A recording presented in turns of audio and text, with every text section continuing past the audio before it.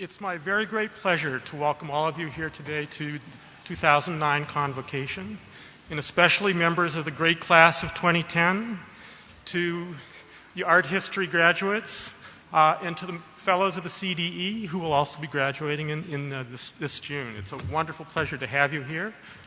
Greetings to my colleagues on the faculty. A special welcome to our guests, and particularly to our honored guests today. It's a wonderful, wonderful event, and I'm privileged and proud and I'm so pleased to be able to share it with you. But I know what you're thinking. Where's the short, white-haired guy? And who's this guy? At a reception for students on our Oxford program and their tutors last spring, the conversation came around to Morty's departure. And one of the tutors asked one of the students who the interim president would be. His response was, for me, salutarily humbling. I don't know, some guy I never heard of. Then he looked at me and asked, do you know who he is? I admitted to some familiarity with the fellow. So let me introduce myself. I'm the asterisk between number 16 and number 17. The 5 alumni whom we honor today need no such introduction. Each is widely recognized for his or her extraordinary accomplishments and exceptional contributions to such diverse fields as business, education, law, public service, publishing, and journalism, and for the many ways each has helped improve and enrich the lives of countless people. But in honoring and celebrating their achievements and contributions today, we are also recognizing your efforts and accomplishments here at Williams and your promise for the future. The awarding of bicentennial medals at Convocation is one of my favorite moments of the year because of what this ceremony signifies.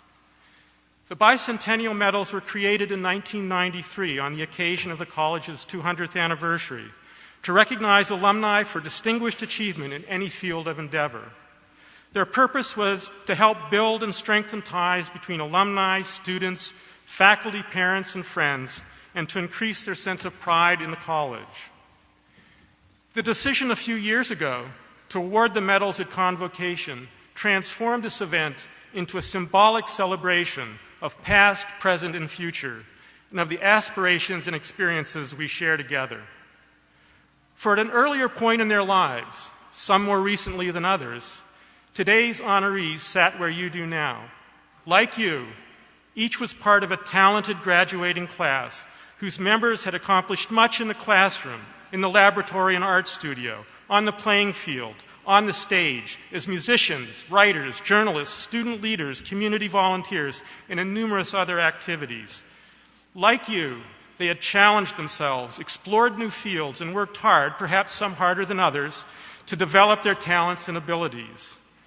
And like you, they had the benefit and the advantage of working closely with dedicated faculty, coaches, and staff who helped them develop their talents, hone their skills, achieve to the best of their abilities while here, and become knowledgeable about the world we inhabit so that after leaving Williams, they were prepared to be leaders in their chosen fields while self-reflectively defining and leading fulfilling lives.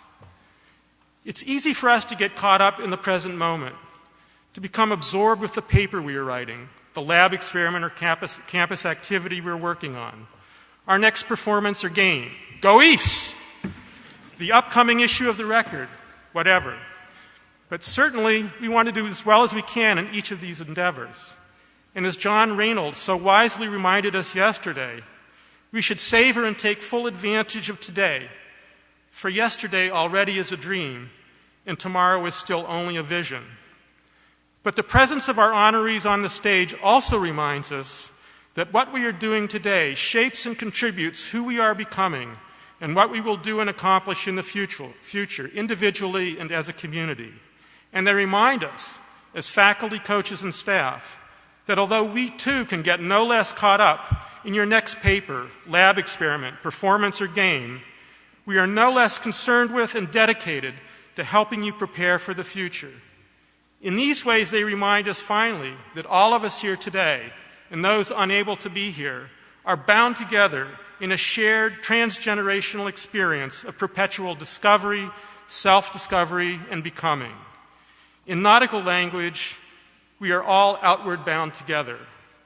So just as we take pride in and celebrate the accomplishments of our alumni honorees today, we take pride in what you have accomplished already, what you will accomplish this year, and what we are confident you will accomplish in the years to come. Since I suspect, and in some ways fervently hope, that I will not have the opportunity to do so publicly in June, let me congratulate each of you now on what you've achieved at Williams so far and in anticipation on your graduation in June, and wish each of you the very best in the future. Thank you.